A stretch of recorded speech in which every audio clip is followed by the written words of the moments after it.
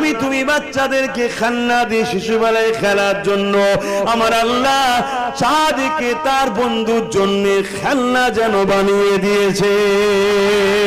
আরো জোরে বলুন সুবহান। আল্লাহু আকবার। সেই নবীর কথা শুনে আমাদের কি ভালো লাগছে না খারাপ লাগছে? এটাই তো আমাদের আনন্দ।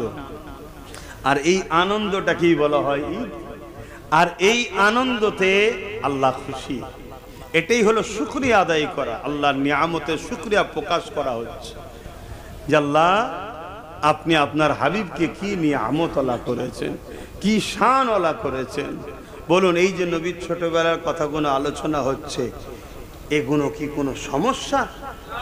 এগুলো কি আমাদের জানা দরকার আছে না? নাই যে আমাদেরও বাচ্চা হয়, দুনিয়ায় হাজারো বাচ্চা এসেছে, আর আমার নবী এসেছে দুটো আশা।